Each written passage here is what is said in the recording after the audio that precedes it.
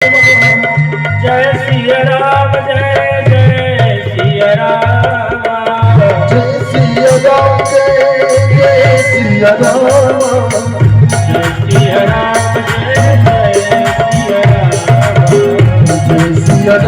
जय सिया राम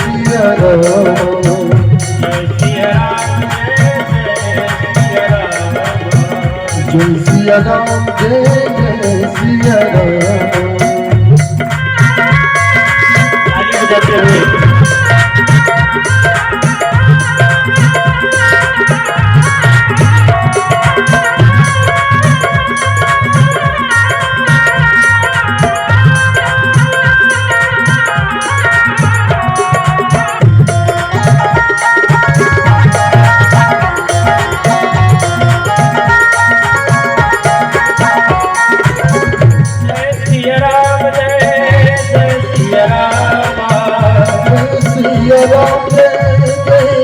सिया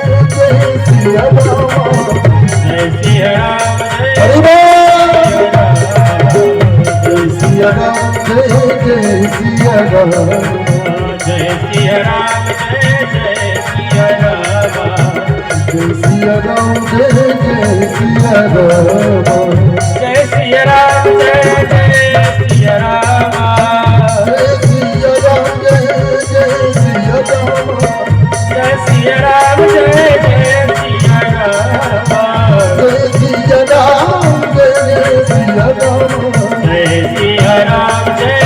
ताली बजाते हुए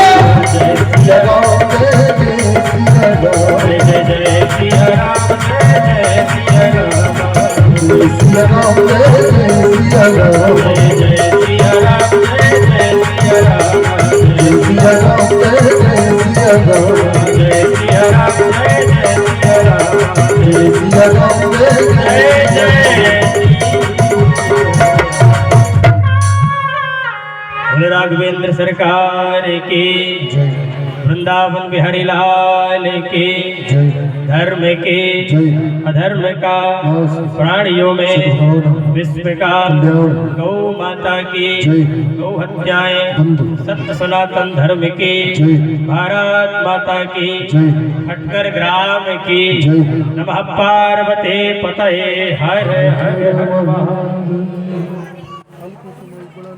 बड़ी ही खुशी की बात है, आपके ग्राम खटकर ही है ना, आपके ग्राम खटकर में श्रीमद् भागवत महापुराण एवं श्री रामचरितमानस में चलती है। श्री रामचरितमानस ये दोनों श्री रामचरितमानस एवं श्रीमद् भागवत महापुराण कथा आप लोगों के बीच में प्रवाहित हो रही है। अभी अभी प्रयागराज का महाकुंभ हुआ है। स्नान करने के लिए क्यों भीड़ लगी थी? क्योंकि 144 वर्ष बाद ऐसा मुहूर्त आया और फिर त्रिवेणी में संगम, जहाँ संगम हो, त्रिवेणी हो, गंगा जमुना सरस्वती हो, वहां पे स्नान करने का अवसर प्राप्त हुआ। ऐसे ही श्रीमद् भागवत महापुराण कथा श्रवण कराने वाले पूज्यपाद गुरुदेव भगवान एवं श्री रामचरितमानस कथा श्रवण कराने वाली पूज्यपाद दीदी जी और सुनने वाले श्रोता कौन है? हनुमंत लाल जी महाराज। यहाँ भी त्रिवेणी संगम हुआ कि नहीं हुआ? भागवत कथा अलग बह रही है, राम कथा प्रवाहित अलग हो रही है, और सुनने वाले हनुमान जी महाराज जैसे यदि भक्त हो जाए तो फिर भाई आपके गांव भी त्रिवेणी संगम हो। पूज्यपाद गुरुदेव के चरणों में प्रणाम करते हुए 10 मिनट का समय दिया है। अब 10 मिनट का समय है तो 10 मिनट में जो भी निकल जाए, जो भी अच्छा से अच्छा निकलेगा वो आप लोगों के बीच में रखेंगे। आपका ग्राम भी संगम बन गया है, त्रिवेणी संगम यहाँ पर भी बह रही है। अभी हम लोग भी गांव में ऐसे ही श्रीमद् भागवत महापुराण कथा और श्री रामचरितमानस सम्मेलन, पूज्यपाद गुरुदेव भगवान सम्मेलन श्री रामचरितमानस कथा श्रवण कराने के लिए आए थे। और भागवत कथा हम खुद गा रहे थे, पूरा गांव क्षेत्र मिलकर के हर वर्ष सम्मेलन करवाते। हमारे यहाँ तो लगभग 8 वर्ष हो गए।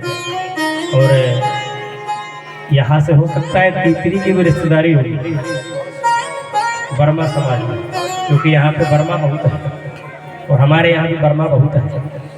तो हो सकता है वर्मा समाज में दोनों जगह रिश्तेदारी हो, तो इससे हम आपके रिश्तेदार भी हुए। पहले तो मेहमान कह दीजिए, और अगर हम रिश्तेदारी की बात करें तो हम आपके रिश्तेदार भी हुए। त्रिवेणी संगम में भैया सारे पाप धुलने के लिए हम जाते थे, और हो सके तो यहाँ से बहुत सारे लोग भी गए होंगे, कुछ लोग गए होंगे, या पूरे गांव ही स्नान कर लिए होंगे। परंतु जो नहीं भी गया होगा वो यहाँ पर बैठ कर के कथा श्रवण करने का त्रिवेणी संगम में जो पुण्य फल प्राप्त होता था वो यहाँ पे सब लोगों को प्राप्त हो जाएगा, क्योंकि ये भी त्रिवेणी संगम से कम है। 22 जनवरी 2024 में रामलला की स्थापना हुई, सब जानते ही हैं। 22 जनवरी को ही हुई थी शायद। देश के प्रधानमंत्री मोदी जी के सानिध्य में रामलला आए। राम जी तो अयोध्या में आ गए 500 वर्ष बाद, परंतु हमारे हृदय पटल पर राम राज कैसे आए, ये बड़े विचित्र की बात है। व्यक्ति इस संसार में व्यक्ति कभी किसी चीज से डरता नहीं है, लेकिन मौत से सब लोगों को डर है। काल व्याल ग्रासा त्रास नृणास हेतवे, संसार में हम सभी लोग काल के मुख में बैठे हैं। काल अपना मुख कब बंद कर ले कोई भरोसा नहीं। अजगर सर्प के मुख में तब तक हम सुरक्षित रहेंगे जब तक अजगर सर्प मुख बंद नहीं करता। धोखा से भी हमें निगल भी लिया, जब तक हम सुरक्षित रहेंगे जब तक वो मुख बंद नहीं करेगा। और जैसे ही मुख को बंद किया समझ लेना हमारा काम तमाम हो गया, हम कोई काम के नहीं बचने वाले। ऐसे ही हम भी काल के मुख में बैठे हैं।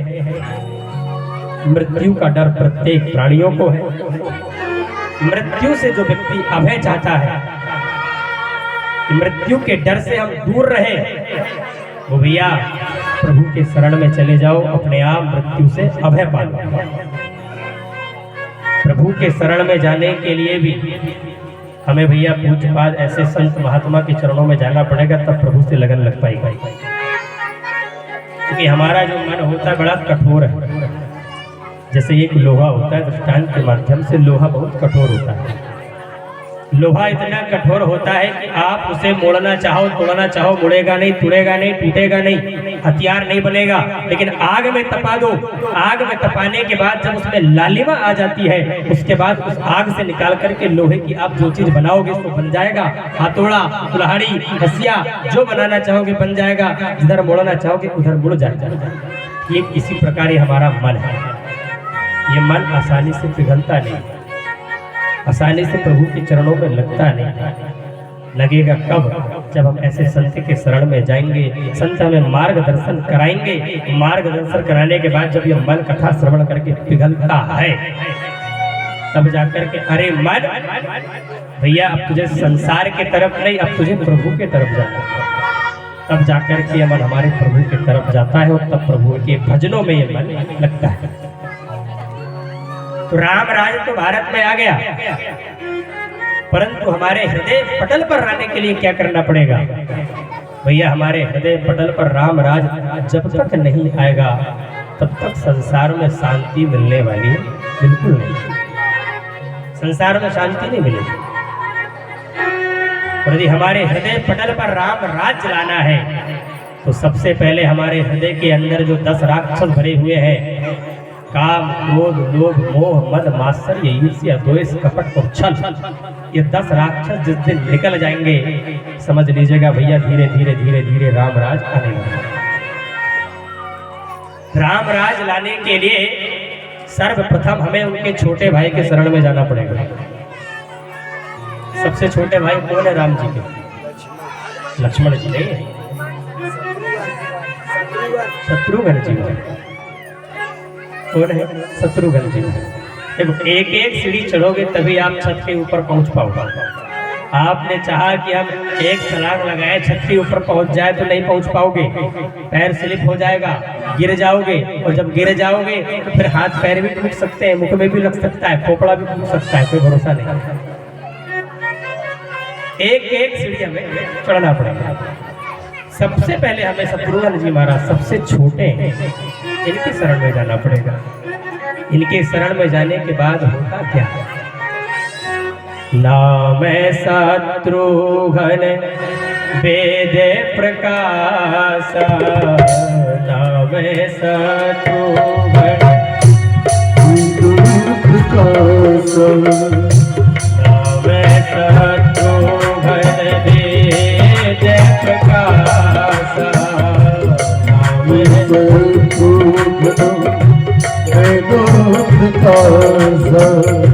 जाके सुमिरन तेरी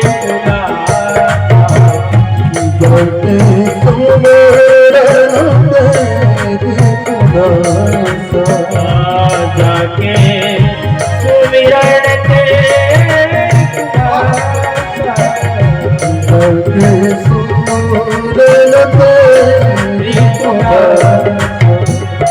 जाके सुमरन वेद प्रकाशा, जाके सुमरन तेर कुनासा और नाम शत्रुघ्न वेद प्रकाशा। इनकी शरण में जाने के बाद हमारे हृदय पटल पर जितने भी शत्रु रहते हैं, काम क्रोध लोभ मोह मद मात्सर्य ईर्ष्या द्वेष कपट और छल, ये सबके सब भाग जाते हैं, सबके सब। जब ये भाग जाते हैं तो हमारा धीरे धीरे कथाओं में मन लगने लगता है, कथाओं में मन लगने लगता है। साथ देने का काम उनके साथ में साथ देता कौन है? इनकी पत्नी का नाम क्या है? श्रुत कीर्ति। क्या नाम है? देखो भाई, ये जो संसार बना है द्वंद से बना है, एक से नहीं बना। दिन है रात्रि भी, काले हैं गोरे भी, पति पत्नी, अमीर गरीब, ज्ञानवान ज्ञानहीन, द्वंद से बना है। इसलिए इसका नाम दुनिया है। एक से बनता तो इसका नाम एकनिया होता। हाँ, एक से बनता तो इसका नाम एकनिया होता, परंतु ये द्वंद से बना इसलिए इसका नाम दुनिया है। ऐसे ही शत्रुघ्न जी महाराज के शरण में जाने के बाद जब शत्रु हमारे भीतर से मर जाते हैं, उनका विनाश हो जाता है, तो उनका साथ देने वाली कौन होती है? उनकी धर्मपत्नी श्रुत कीर्ति। इनका काम क्या है? भगवान की कीर्ति हमारे भीतर प्रविष्ट करती जाती है, प्रविष्ट होती जाती है। भगवान की कथाओं का हमारे कर्णपुटों द्वारा हमारे भीतर जाता है। जब एक सीढ़ी मजबूत हो जाए तब हम दूसरी सीढ़ी में पैर रखेंगे। अब इनसे बड़े का नाम क्या है? शत्रुघ्न जी से बड़े भरत कैसे हो जाए? लक्ष्मण जी। इनका काम क्या है? राम जी महाराज को जब 14 वर्ष का वनवास हुआ, वनवास तो हुआ था राघवेंद्र सरकार का, केवल और केवल राम जी को। राम जी ने कहा, भैया लक्ष्मण, भरत और शत्रुघ्न मामा के यहाँ पर गए हैं, तुमको माता पिता की सेवा करना है, जब तक वो ना आ जाए तुमको अयोध्या में रह करके देखभाल करना। लक्ष्मण जी महाराज ने साफ मना कर दिया कि हमें माता पिता की सेवा नहीं करनी। राम जी कहते, बोले आपने गुरुकुल में यही शिक्षा ली है, गुरु ने तुमको यही ज्ञान दिया। गुरु ने कहा था कि माता पिता की सेवा करना वो सर्वोपरि है, और तुम यहाँ पर माता पिता की सेवा न करके तुम इनको छोड़ करके जाना चाहते हो। लक्ष्मण जी का एक ही कहना पड़ा, मातृदेवो भव, पितृदेवो भव, आचार्य देवो भव। बोले प्रभु, मोरे सब ही एक तुम स्वामी, मोरे समय तुम स्वामी, दिल बंधो पूरे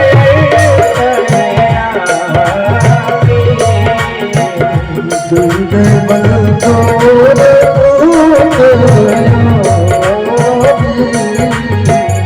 गुरु भी तुम्हारा जानू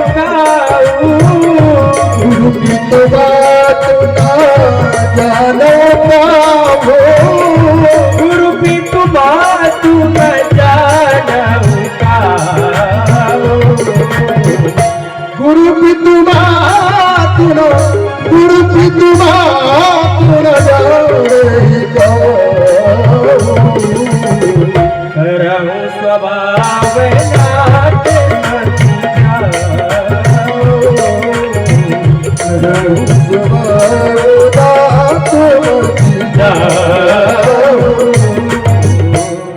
मोरे सबहि एक तुम स्वामी और दीन बंधु अंतर यामी। प्रभु आप तो मेरे सब है, माता भी आप है, पिता भी आप है, गुरु भी आप है, भाई भी आप है, सब आप है। गुरु पितु मात न जानो काऊ, मेरे कोई गुरु नहीं, कोई पिता नहीं, कोई माता नहीं, सब आप है। माता रामो मत सिखा रामचंद्रा, स्वामी रामो मत सखा रामचंद्रा, सर्वस्व में रामचंद्रो दयालुर, नान्यम जाने नहीं बजाने न जा। मेरे तो सब आप हैं। लक्ष्मण जी का काम क्या है कि हमारा एक लक्ष्य होना चाहिए। लक्ष्मण जी से सीखने के लिए क्या मिलता है? भैया मेरा तो एक ही लक्ष्य है और वो है प्रभु की सेवा। प्रभु के अलावा और दूसरा लक्ष्य संसार में बिल्कुल नहीं। इनका साथ देने वाली कौन है? जब हमारा लक्ष्य निश्चित हो जाता है तो साथ देने वाली कौन? की धर्मपत्नी उर्मिला। इनका काम क्या है? उर्मा ने सीता।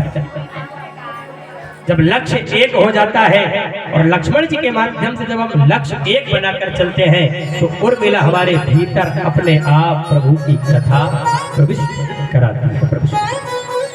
जब एक लक्ष्य हो गया तो फिर केवल और केवल हमें प्रभु के अलावा कुछ दिखता नहीं है और हमारा हृदय प्रेम रस से भर जाता है, भगवान से भर जाता है। अब इनसे बड़े कौन है? भरत जी महाराज। दूसरी सीढ़ी मजबूत हो गई तो तीसरे में आएंगे भरत जी महाराज। और भरत का एक ही काम है कि भरत चरित करिले तुलसी जो सादर सुनहि, और सिय राम पद प्रेम अवसि होई भवरस बिरती। सिय राम पद प्रेम। भरत जी का एक ही काम है कि भगवान राघवेंद्र सरकार और सीता मैया के पैरों के नीचे में लगा रहूं और उनके प्रेम में मैं डूबा रहूं। उसके अलावा मुझे ना राज चाहिए, ना वैभव, ना संपत्ति चाहिए। जब तक राम जी महाराज वन से लौट करके नहीं आए तब तक भरत जी महाराज ने जो राम जी महाराज ने वस्त्र पहना वही 14 वर्ष तक वस्त्र पहने रहे। लेकिन ये नहीं कि मैं राजघराने का हूँ और राजा बना हूँ तो मैं कम से कम ये यहाँ के वस्त्र भूषण पहनूं। लेकिन नहीं, सिंहासन पर राम जी के चरणों को रखे, पादुका को रखा और स्वयं वही वस्त्र भूषण में वही भी 14 वर्ष तक रहे। उनका काम एक ही है भैया, प्रेम करके। इनकी पत्नी का नाम क्या है? मांडवी। भरत जी का प्रेम है इनके साथ देने वाली की धर्म पत्नी मांडवी है कि आपका प्रेम राम जी में डूबा रहे, मैं आपका साथ दूंगी, आपको हटाने वाली नहीं हूं। ये पत्नियों का नियम होता है। इसलिए स्त्रियों को, इसलिए माताओं को कहते हैं धर्म पत्नी। धर्म पत्नी का अर्थ क्या होता है? धर्म पत्नी उसे कहा जाता है जो अपने पति को धर्म की राह पर लेकर के चले, वो धर्म पत्नी होती है। ये नहीं कि अपने पति को धर्म की राह से दूर हटा दे। अरे कहाँ बाबा बन रहे हो आप? कहाँ इनके चक्कर में लगे हो? संसार में घुस जाओ, संसार में पड़े रहो। वो धर्म पत्नी नहीं होती, वो तो केवल और केवल पत्नी होती है। धर्म पत्नी उसे कहते हैं जो अपने पति को धर्म की राह पर लेकर के चले, संसारिक माया से दूर रख करके चले और धर्म के राह पर चले। ऐसे भरत जी का साथ देने वाली कौन? उनकी धर्म पत्नी मांडवी। जब भैया 3 सीढ़ी जब हमारी मजबूत हो जाएगी तो चौथे नंबर किसका लगेगा? राघवेंद्र सरकार का। जब 3 आ जाएंगे तो अपने आप राम जी महाराज हमारे हृदय पटल पर विराजमान हो जाएंगे। और राम जी महाराज आ गए तो संसार में फिर किसी चीज की कोई कमी ना है, कोई कमी नहीं।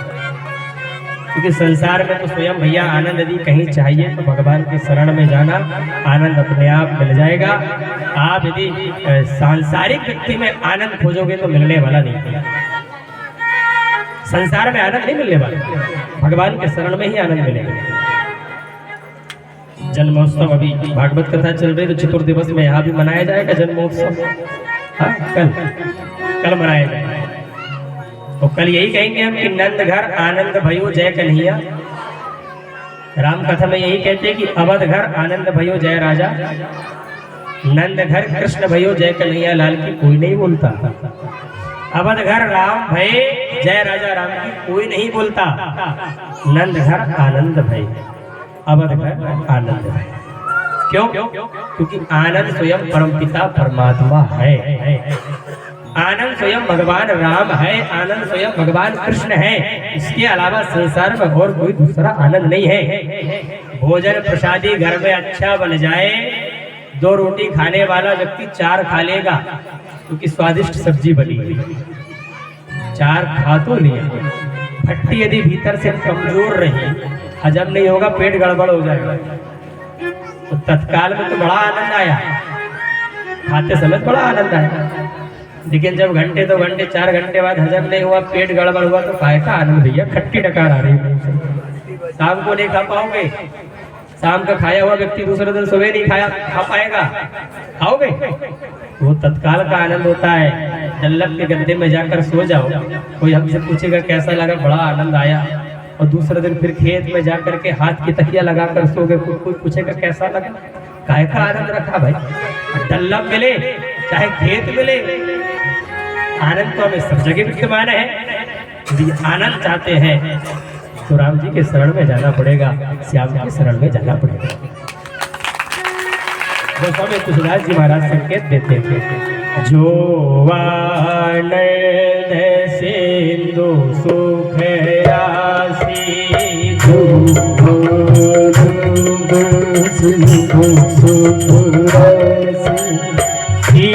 करते त्रैलोक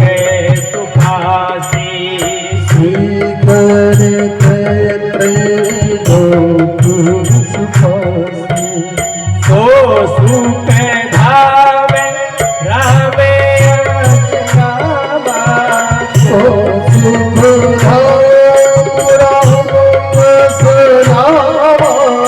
सो सुख धावे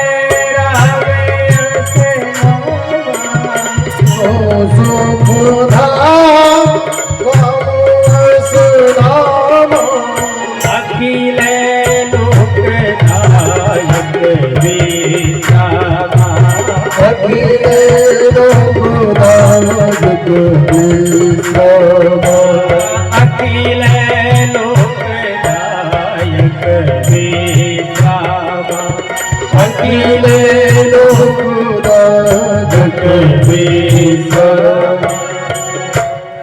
जो आनंद सिंह सुख राशि सी करते त्रैलोक सुखासी, सो सुख धाम। यदि सुख का धाम चाहिए तो भगवान के शरण में चले जाओ, अपने आप आनंद ही आनंद समा जाएगा। भैया मैं तो ये तक कहता हूँ, जिसको आनंद की सिंधु की बिंदु भी प्राप्त हो जाए, भगवान भले ना हो, लेकिन भगवान की कथा श्रवण करके हमें भगवान के भक्त बन जाए और भगवान के शरण में लग जाए, तो आनंद की सिंधु की बिंदु भी प्राप्त हो जाए, वो व्यक्ति परमानंद को प्राप्त हो जाता है। तो संसार में किसी चीज की कोई आवश्यकता नहीं पड़ती। हृदय पटल पर जब राघवेंद्र सरकार आ जाए, इनका साथ देने वाली कौन होती है? इनकी धर्मपत्नी सीता जी। सीता जी का काम क्या होता है? भैया भर धूप में तेरे हृदय पटल पर राघवेंद्र सरकार बैठे हैं, लेकिन मैं भी तो तेरे ऊपर कृपा करूं, अपना वरद हस्त हमारे सर के ऊपर रख करके माता सीता बच्चों जैसा दुलार करके हम लोगों के सिर के ऊपर हाथ रखे हुए हृदय पटल पर भगवान राम का आनंद मिलता है और सर के ऊपर माता सीता का आनंद मिलता है कि भैया चिंता मत करना, भीतर से राम जी है और बाहर से मैं विराजमान हूँ। टेंशन लेने की संसार में कोई चीज की आवश्यकता ही नहीं पड़ेगी। निश्चित तौर पे आनंद से रहो, मंगल रहो। ऐसे राघवेंद्र सरकार बड़े प्यारे हैं भैया।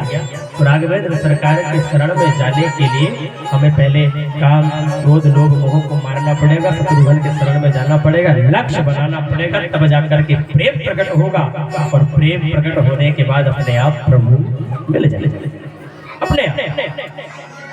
स्वाभाविक सी बात है। भगवान शंकर माता पार्वती से कहते हैं कि हे उमा, एक बार प्रभु के बारे में जो जान लेगा निश्चित तौर पर कभी फिर राम जी से अलग वो व्यक्ति हो नहीं सकता, लेकिन पहले उनके बारे में जानना पड़ेगा। दावा कहकर के कहते हैं भगवान शंकर, उमा राम स्वभाव जे ही जाना, उमा राम स्वभाव जे ही जाना, ताहि भजन तजे भावना आना, ताहि भजन तजे भावना आना, उमा राम स्वभाव जेहि जाना, उमा राम स्वभाव जेहि जाना, ताहि भजन तजे भावना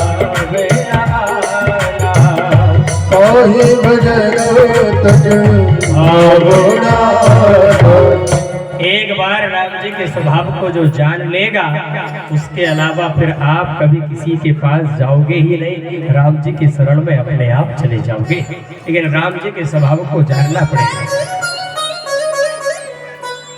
जब तक जानोगे नहीं तब तक मानोगे। पति पत्नी में प्रेम तभी होता है जब विवाह तभी फिक्स होता है, सेट होता है, तय होता है जब हम घर परिवार के बारे में जान लेते हैं, लड़का कैसा है जान लेते हैं, बिटिया कैसी है जान लेते हैं, तब जाकर के विवाह तय होता है। वैसे ही नहीं कि भाई फलाने व्यक्ति के यहाँ लड़का है, फलाने व्यक्ति के यहाँ लड़की है, बस फलाने दिन बारात लेकर पहुंच जाओ, विवाह हो बिल्कुल नहीं होने। एक दूसरे के बारे में जानो पहचानो, व्यक्ति से जानो, दूसरों से जानो, तब हमें भाई अच्छा लगेगा, तब जाकर के रिश्ता पक्का होता है। वैसे होने वाला ही। तो जब तक जानेंगे नहीं तब तक मानेंगे नहीं, और जिस दिन जान लिए समझ लेना कि भैया अपने आप उसको हम मानने भी लगी। राम जी का स्वभाव कैसा है बताएं कि ना बताएं? आप बताएं कि नहीं बताएं? क्योंकि समय बहुत ज्यादा खींच लिया।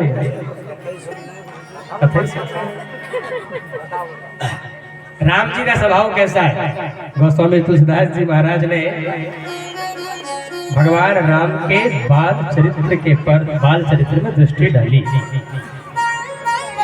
भगवान राघवेंद्र सरकार अपने मित्र मंडलों के साथ खेल रहे। दशरथ जी महाराज को भूख लगी। दशरथ जी महाराज ने आवाज लगाई, कौशल्या जाओ बालक राम को लेकर के आओ, भोजन प्रसादी पाना। दशरथ जी महाराज को राम जी के बिना भोजन अच्छा नहीं लगता था, वो पाते भी नहीं थे कभी नहीं। जब तक राघवेंद्र सरकार सामने नहीं बैठे राम जी तब तक वो भोजन नहीं पाता था। और बचपन में तो दशरथ जी महाराज अपनी गोद में बैठा करके राघवेंद्र सरकार को पहले भोजन खिलाते थे, उसके बाद स्वयं पाते थे। स्वयं कौशल्या को आवाज लगाती थी, दशरथ जी महाराज आवाज लगाते थे। पहले दशरथ जी महाराज खूब राम जी को आवाज लगाते थे। भाई मित्रों के साथ खेल रहे हैं तो राघवेंद्र सरकार कहते थे कि हाँ आ रहे, समय ज्यादा हो रहा है। कैसे नहीं आई? माता कौशल्या जाती थी और जबरदस्ती मित्रों से खींच करके हाथ पकड़ करके बेटा राम को लेकर के आ जाता।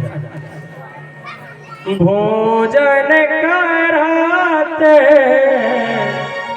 बोले जब राजा, भोजन कराते बोले जब राजा, तजे बाल समाज। नहीं आवत दरबार समाज।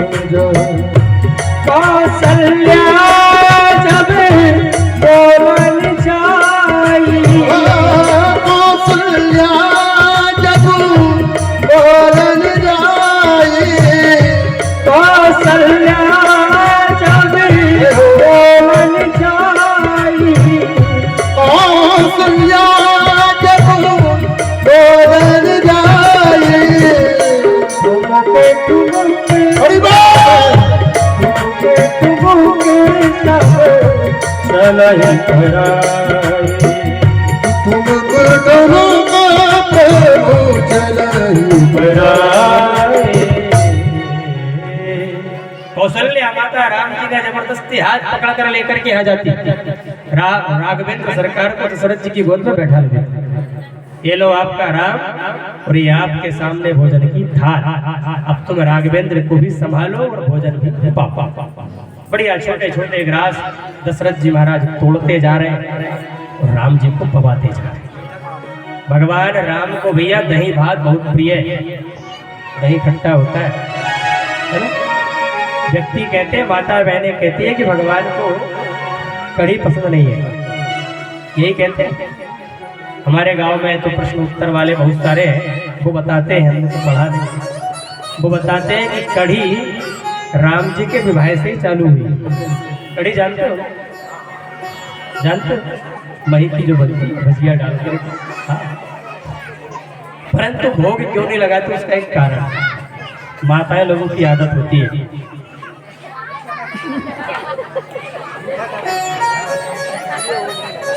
ये आदत होती कि नहीं होती? सही बताइए।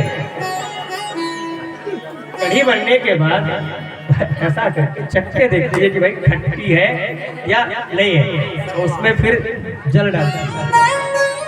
कच्चे वही कोई चख लो, खट्टापन समझ में आ जाएगा। उसके बाद बघार दो, उसके बाद बढ़िया प्रभु को भोग लगाओ। गोवर्धन की पूजन में हमारे ब्रज में 56 प्रकार के भोजन में सबसे ज्यादा कढ़ी बनती है, क्योंकि गिरिराज जी महाराज को भी कढ़ी बहुत पसंद है। भात कढ़ी का भोग लगाया जाता है गिरिराज जी। तो भगवान राम को भी दही भात बहुत प्रिय है, कारण यही होता है। लेकिन ऐसा ना करके हम कच्चे वही कोई चक्कर देख ले, उसमें पानी डाल करके उसको बढ़िया से आप पगार दो, उसको बना लो। ऐसा करना। राम जी महाराज को दशरथ जी महाराज बढ़िया छोटे छोटे ग्रास से भोजन पवा रहे हैं। राम जी महाराज पा रहे हैं, लेकिन पाते पाते याद कर रहे हैं कि मेरा भक्त काग भुसुंड आंगन में बैठ कर के काव काव कर रहा है, मुझे उसका भी ख्याल रखना है। मेरे मित्र के पास से मैं आ गया, भैया ने उठा करके ले आई। मेरे मित्र क्या सोचिए, सखा किसको कहते हैं? एक साथ खेले एक साथ खाए वो सखा। साथ खादती साथ खेलती, एक साथ खेले एक साथ खाए वो सखा। अब भाई मेरे मित्रों के मन में क्या आएगा कि खेलता तो साथ में, खाता है अलग अलग। उनके मन में आएगा क्या? भक्त भी बैठा और मैं यहाँ पिता की गोद में बैठा, जाऊं तो कैसे जाऊं? और पहले पिता बढ़िया इतने सारे भोज सामग्री उसमें रखी होगी, भाई सम्राट है, राजा है, फिर भी राम जी महाराज दही भात पा रहे हैं। और जैसे ही बड़ा सा ग्रास दशरथ जी महाराज ने लिया, राम जी भाग गए, भैया अब ये ग्रास हमारे मुख में नहीं जाएगा, ये तो हमारे पिता के मुख में जाएगा और दाहिना ओर हमारा मार्ग जो है वो प्रशस्त हो जाएगा, अब यहीं से भागना पड़ेगा। और जैसे दशरथ जी महाराज ने बड़ा सा ग्रास लिया और मुख के तरफ हाथ ले गए, उसी समय राम जी महाराज ने दही भात लिया, कुछ मुंह में धर लिया, कुछ पेट में लगा लिया और कुछ हाथ में रख करके दाहिने मार्ग से भागे, तुरंत भागे। क्यों? क्योंकि भाई मित्रों का ख्याल रखना है, भक्त का भी ख्याल रखना है। माता पिता को जो प्रेम देना था वो तो हमने दे दिया, लेकिन अब उधर भी देखिए, उधर भी जाना। किसी भक्त ने पूछ लिया, महाराज आपके घर में किसी चीज की कोई कमी ना, आप दही भात लेकर के क्यों भाग रहे हैं? ये तो वही करता है जिसको कल का पता नहीं होता, मालूम है बराबर भाई भोजन मिल रहा है भंडारे में, वो अगल बगल एक एक करता जा रहा है। क्यों? क्योंकि शाम का ठिकाना नहीं है, मिल रहा है कि नहीं मिल रहा, इसलिए वो शाम का जुगाड़ पहले ही कर लेगा, भंडारों में होता रहता है। आपके यहाँ किस चीज की कमी? सब कुछ है। राम जी कहते बोले भैया सुन, मैं ये मेरे लिए नहीं लेकर के जा रहा हूँ। बोले किसके लिए लेकर जा रहे हैं? बोले वो आंगन में नहीं दिख रहा है, काग घुसुंड बैठा है, काव काव कौवा कर रहा है, मैं उसके लिए लेकर के जा रहा हूँ। और राघवेंद्र सरकार लेकर के जाते हैं और पूरा आंगन में ही घेर देते हैं। भला ऐसा परमात्मा कहीं मिलेगा आपको जो भक्त का भी ख्याल रखता हो, जो मित्रों के साथ खेल करके मित्रों को भी अपना समय देता हो, माता पिता का भी ख्याल रखता हो, माता पिता की बात मान करके उनके साथ भोजन करता हो, लेकिन उसी के बीच में भक्त का भी ध्यान रखता हो। ऐसे सरकार कहीं मिलने वाले नहीं है भैया। ये राम जी का स्वभाव है जो तीन चीजों का ख्याल रखते हैं। ऐसे राघवेंद्र सरकार के शरण में जिस दिन चले जाएंगे उस दिन आनंद ही आनंद प्राप्त हो जाएगा। इसी बात को लेकर के वाणी को यहीं पर विराम देते हैं। बोले भक्त वत्सल भगवान की, राघवेंद्र सरकार की, पूज्यपाद गुरुदेव भगवान की, नमः पार्वती पतये हर हर हर महादेव।